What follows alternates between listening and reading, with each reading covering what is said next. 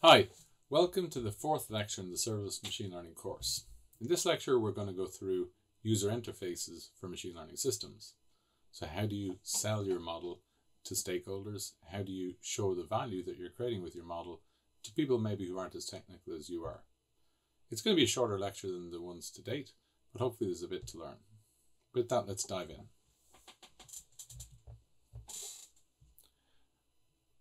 In this lecture, we're going to cover effective stakeholder communication, showing the value of your model, how we can build dashboards, serverless dashboards in particular, with technologies like GitHub Pages and Streamlit and Gradio, how they can be interactive as well, and how we integrate our models with applications, not just providing user interfaces, but maybe we have downstream applications or services that want to use our models.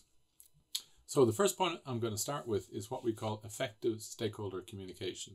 Now, this is a very important part of the work of a data scientist. If you're a data scientist and your job is to increase revenue in the company, reduce costs in your company, and do that using machine learning models, you have to still sell your story of your models to the people who are financing your work. So that means often telling the story about how your model fits into the larger context of the business and how your model then adds value, either through increasing revenue or reducing costs. So that means you do have to have quite good knowledge of what we call the business domain or business problem that you're working on. Do you correctly understand that business problem?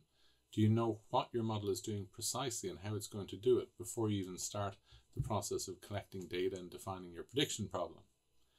And if you do, and you manage to train a model and you're successful, you think you're successful in training this model to improve the prediction performance to such an extent that you'll reduce costs or increase revenue, how will you translate this to your non-technical audience? How will you tell them that, for example, your credit card fraud prediction service that you've just implemented, it'll reduce the amount of fraud by 0.001%, which maybe is a huge amount of money over a period of time. And then if you're to explain to them by saying, well, it does that by reducing the number of false positives and also false negatives. And our F1 score is the following, which is based on the precision and recall of the model. Suddenly their eyes glaze over and they say, well, I don't really understand what you're telling me. So if you can take your model and showcase it inside the ecosystem it lives in. So if you're doing credit card fraud prediction and you can show them what happens when you have a simulated attack with the user interface, immediately they will intuitively understand how this model works and the benefit of the model. So you can call that model explainability with visualizations and with application or user interface support, but it's really about communicating the value of your model to these non-technical stakeholders. Another thing that can be very important for data scientists in general is how you develop your applications.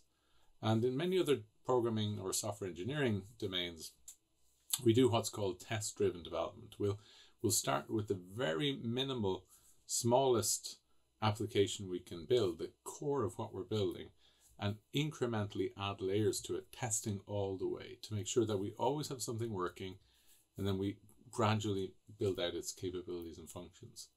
So what is the equivalent of that for a data scientist? Well, I believe it's a prediction service with a user interface. That's your starting point. You have to build all of the parts, your pipelines, feature, training, inference pipelines. You have to build at least a small enough user interface that the stakeholders can understand the value of this model in the ecosystem you're going to deploy it with. But once you have those bits together and you put them together, then you can keep doing the equivalent of test-driven development in software engineering, incremental improvements, knowing you have something working that you can always fall back to if you go down the wrong path, for example. So, in a sense, what we can think of this type of development process as being a circular test-driven or UI-driven development process for data science. Your goal will be really to do what we call data-centric AI, to improve your data. You also do model-centric AI, improving your models, but also adding the new capabilities that you've added maybe in your data or in your your model's prediction performance to the user interface. So the goal will be is to communicate with your stakeholders regularly, showing them the improvements that you're making so that they understand the amount of work that's put into making the model that you're building, and you get feedback continually that if you go down the wrong path, you can quickly correct your navigation to go down the path you should be going down. So build user interface from day one for your model, and it will reduce the risk of misunderstanding between the different stakeholders, the business needs, the data scientists who are building the models, and then the consumers of these models at the end of the day. So it's very similar to test-driven development. You can follow this iterative development process, make incremental improvements, data-centric AI, model-centric AI, but also consider the user interface. Making it and tweaking it and making it a little bit better will increase people's confidence that this model is doing what it's supposed to do. Now, we've done some user interfaces already for data science, and many of these you'll be familiar with. If you have some data, in the introductory to machine learning lecture, we covered the problem of differentiating between apples and oranges. There's a data set we can see down here in the bottom left, this one here, and we can see a plot of the, in this case, the red and green color channels for our different fruits, the apples and the oranges. So this was, plotting the different distributions of the color values of all of these different example apples and example oranges.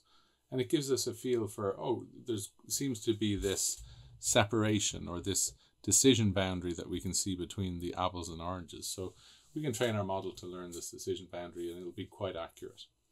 So we also looked in the iris example at the distribution of the lengths and widths of the sepal and petals of the flowers. So it looks something like this in the bottom right-hand corner. And that gave us some intuitive understanding to say, well, the virginic and versicolor flowers have quite a bit of overlap, but the setosa tends to have a different distribution of sepal and petal lengths and widths. So it may be harder to differentiate between versicolor and virginica than it is between either of those flowers and the setosa flower. So exploratory data analysis, we do it with dashboards, we do it in notebooks. You're probably familiar with this. We've covered it in the first lab.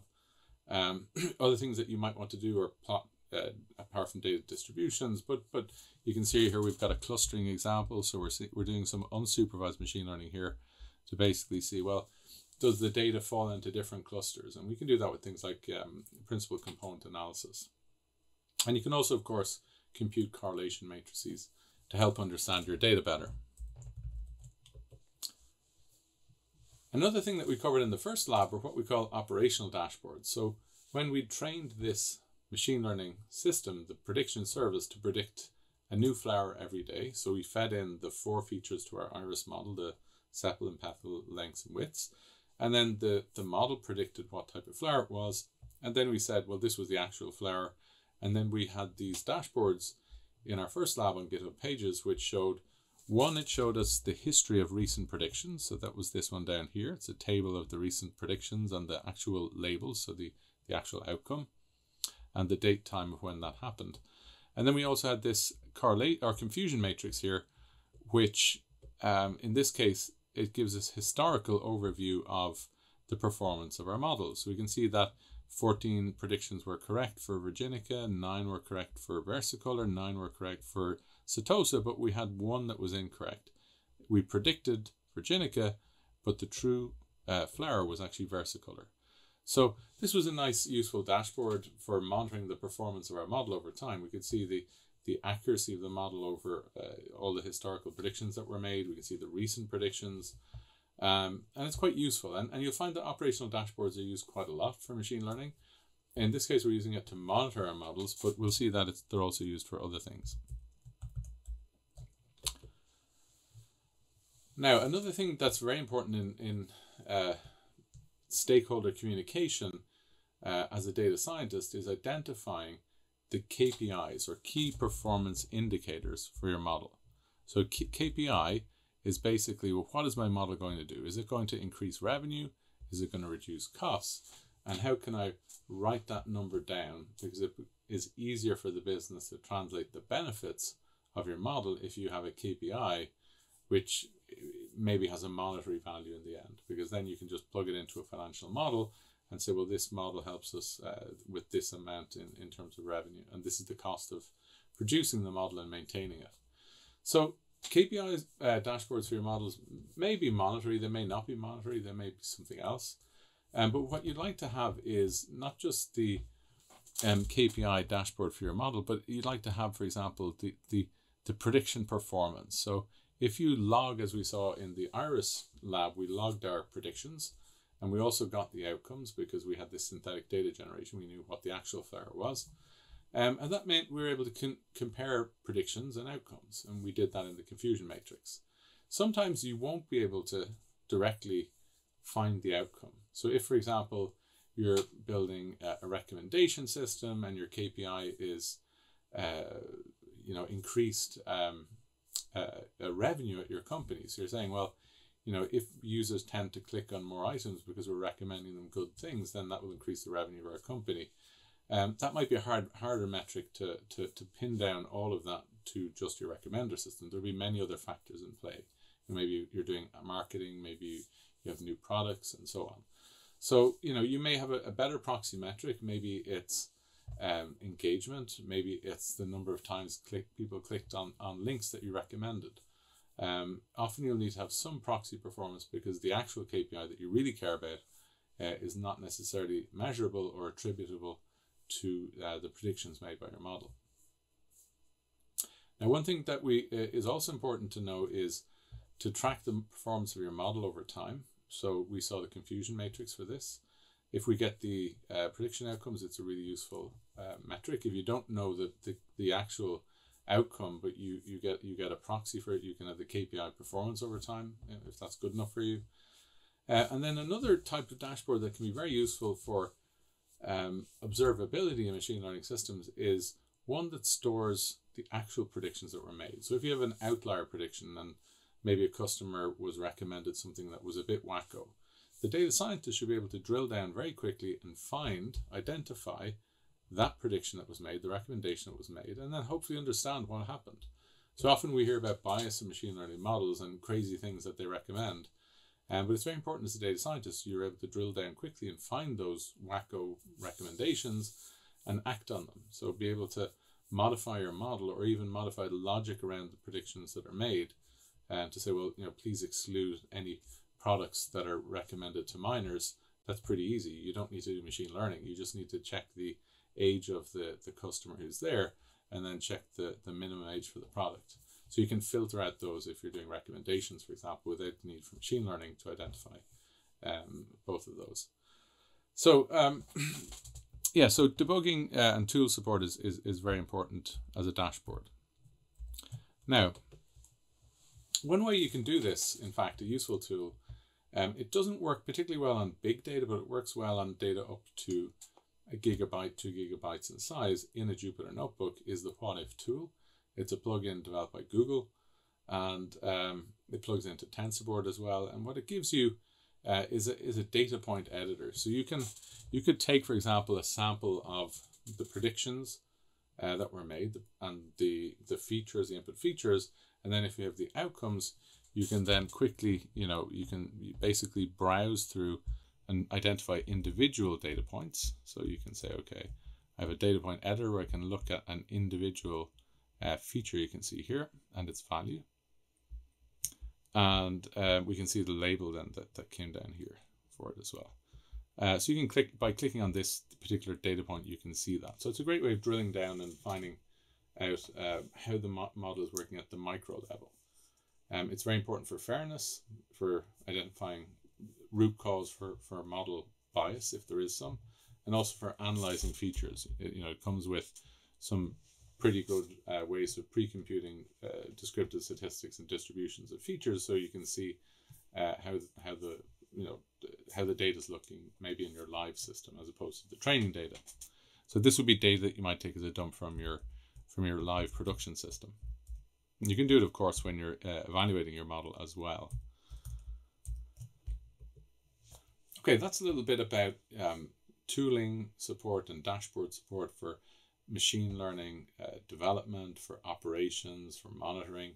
Let's dive in a little bit now into how dashboards are often used in the enterprise to support business. So you have something called BI or business intelligence dashboards. We also have this notion of a predictive dashboard and an ML system dashboard that we'll get into. Business intelligence dashboards are widely used in companies to help understand historically the performance of a company for many different things you're measuring, what we might call metrics.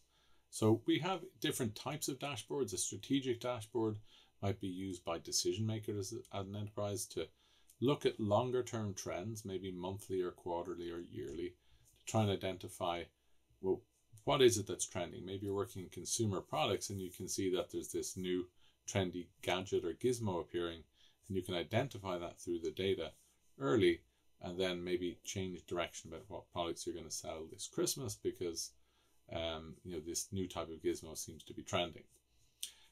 You may also think of it in terms of strategic decisions as, our sales seem to be dropping in Southeast Asia. Maybe we need to restructure the company to accommodate some problems in selling in that particular region. We looked at operational dashboards already, but some of them you may be familiar with. If you have a website and you use Google Analytics, it's a website to analyze web traffic on a web server. You can use it daily. So in an operational dashboard, you might look in and say, well, how many new users have registered today or visited your website? How many people have downloaded this new marketing material that you've released? How many people have engaged in this new content you produced? Or how many people have run the new tutorial that you wrote? So operational dashboards are very powerful and useful to track the business and understand, from looking backwards in hindsight, well, how did the business work in the recent past? So maybe every day or in the last week. Analytical dashboards are a little bit more complex, and we have an image of one here on the right hand side. So an analytical dashboard, you can see here we have a lot more details. There's many different tabs and layouts, and you can click on things. So you can maybe click on this and change the pivot on one of these and recompute and so on. So this image is an analytical BI dashboard. There's a lot of information contained in to help you make decisions. You have things like pivot tables. They're often complex to work with. You can often type in some details to recompute things. Maybe you want to look at sales in different regions, and you can go through the different regions to recompute them. And these are all different types of business intelligence dashboards. It's a very big industry. They're really, the data-driven component of enterprises that help them understand what has happened in the past and how the business has worked. Now, machine learning, as we know, will look a bit at the future, but let's finish on BI dashboards. So this BI dashboard itself, it's just a user interface. We saw an example there, and it has relevant data about some specific purpose, some part of the business that maybe we want to monitor or optimize. The dashboards themselves should summarize the relevant data, so they shouldn't have too much information. They should summarize it into as little as possible, but not too little or too small amount of data, to help people make more informed decisions. And this BI dashboard, it should give insights into your business performance. So typical things that we use in enterprises, we use KPIs, key performance indicators, metrics, so sales yesterday, expenses in the last month. And we show these so that you get a very quick overview of how your business is performing. And they're used by decision makers, as we said, to plan ahead, individual business units, also by management of the whole business, or you could have, for example, marketing using it to plan their activities and to understand what has worked and what hasn't worked. One of the differences we often hear in BI is that you have what are called reports, and they're kind of static. You just see what's there and you can't click or interact with it. But a lot of dashboards tend to be interactive. You can click on things to understand what's happening. Now, I mentioned that ML is slightly different. What we're doing in machine learning when we're building dashboards is we're trying to think ahead. We're building a predictive system. We're trying to predict something about the business given the current state of information we've seen to date. Now, if you're going to design a dashboard, should you go off to a room and do it by yourself and come back and say, I'm done? Well, no, that would contradict this iterative development process we talked about earlier. What you should do is bring in the stakeholders, the people who are going to use your model, the people who are financing your work, and get their goals to help inform the design of your dashboard. And then iteratively talk to them as you make changes to make sure that the changes are compatible with what those people expect. So what should a dashboard for machine learning system include? Well, firstly, you've got the questions. What is your prediction service? What is it that's driving this dashboard? What are the questions that this prediction service answers? Is it predicting, if we take marketing as a case and we maybe have some what if scenarios. So we have some questions. What would happen if we tried these activities in this geographical region? Do we think that that might increase engagement from that region? You may have other prediction services, of course, to say, well, we've got credit card fraud happening, so what can I do to help reduce it? Maybe we might ask a what if question to say, well, if we extend or shorten the expiry date of our credit cards, could that potentially change the amount of fraud that we have?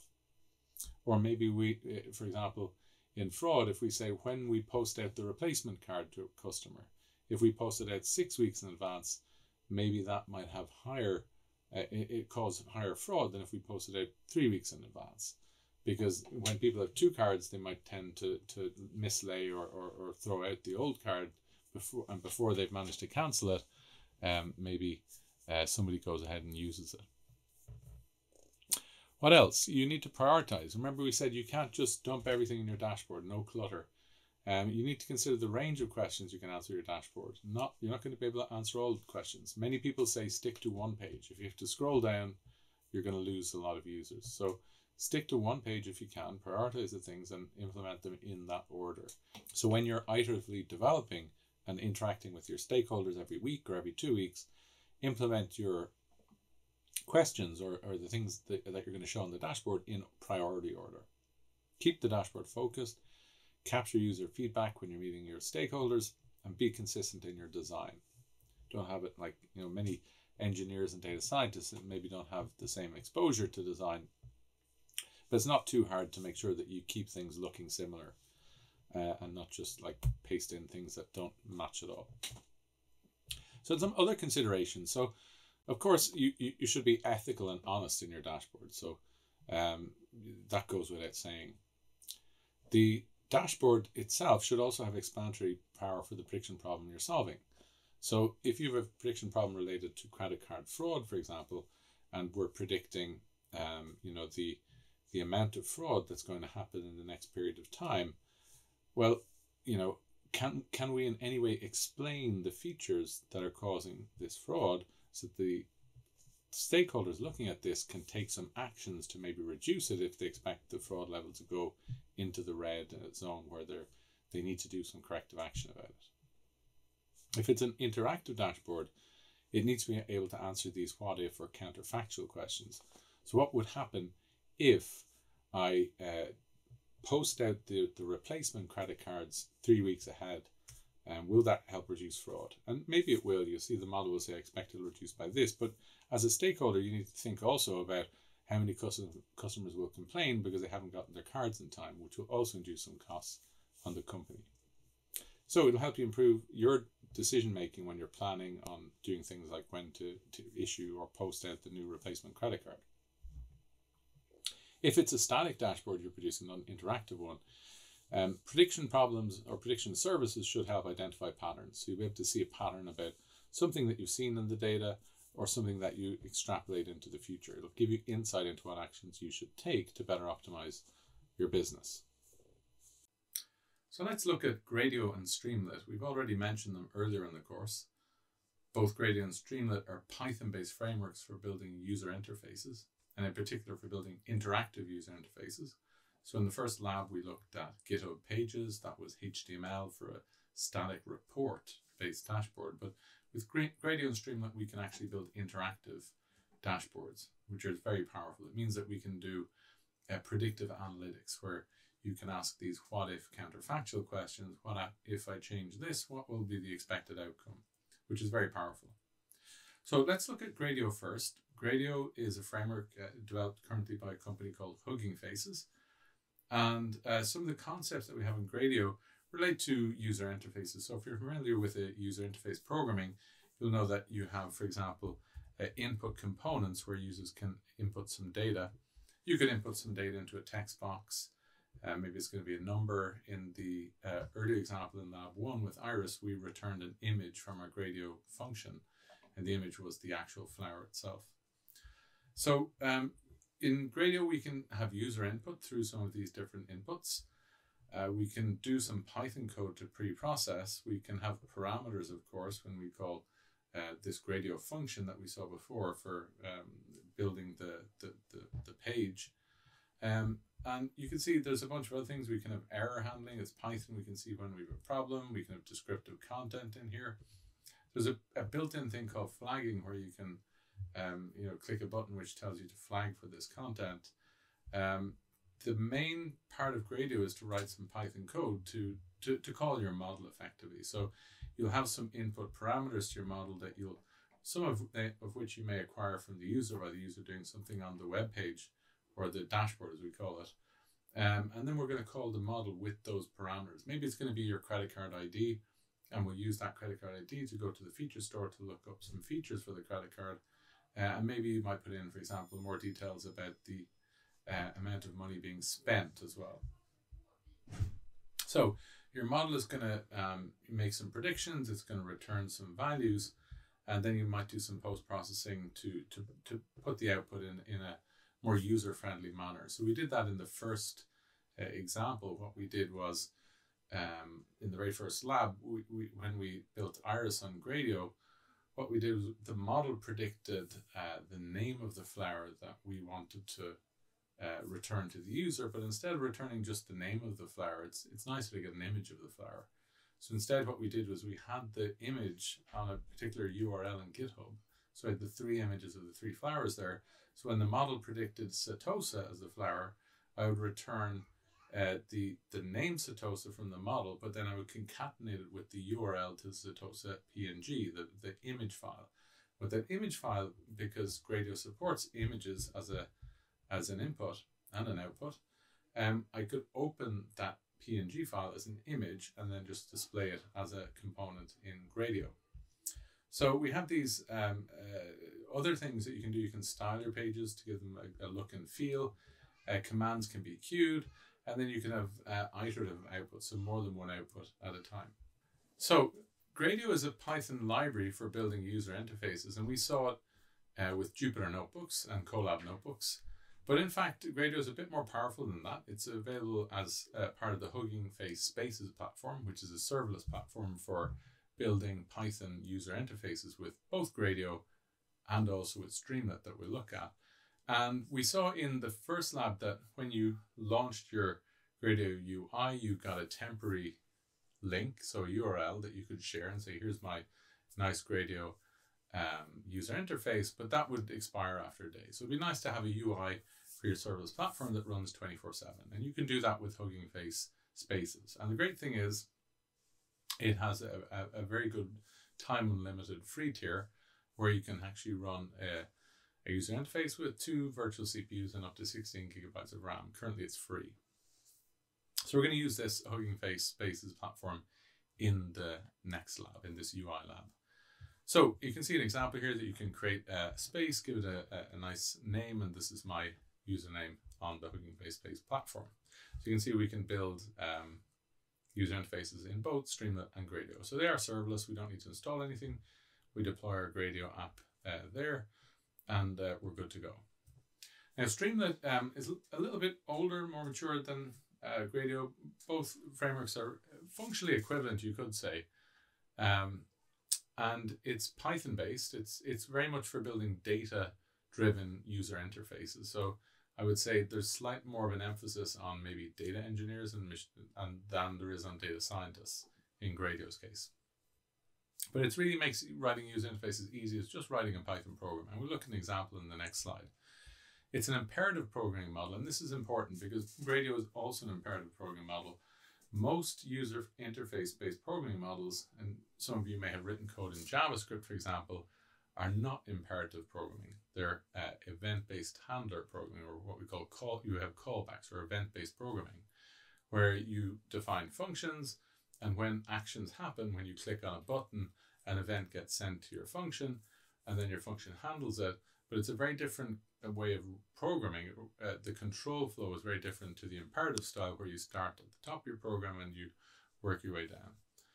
So one point to note about both Gradio and Streamlit is we're now migrating from our Jupyter notebooks to pure Python. So we're not going to deploy a Jupyter notebook on Huggingface spaces. We're going to deploy a Python program. So the notebooks we can still use for our feature pipelines, our training pipelines, and our inference pipelines. But in this case, at least the batch inference pipelines we can. But for the user interface, we're going to run just pure Python programs.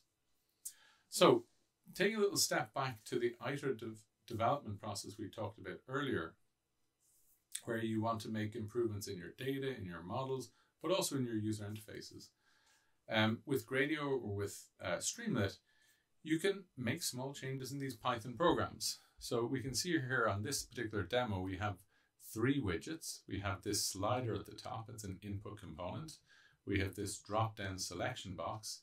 And then we have this visualization you can see here. And this example is quite a well-known one. Hans Rosling from Stockholm did a very nice interactive demo many years ago showing how life expectancy changed over the past 60, 70 years with time, and he correlated also with income. So income is measured as GDP per capita in countries. In this case, this demo is doing it not for countries, but in fact for continents. And you might think, well, this looks like a quite sophisticated user interface. How would I do an iterative development process with this? Well, you can start with just the input components and make sure that they're working. And then you can add the visualization, which may not be this nice graph that we have here. It's a Plotly graph. You could start maybe just with a table and then change it to a graph the next week. And that's iterative improvements that you'll be making. And your stakeholders will probably appreciate them if they're good improvements.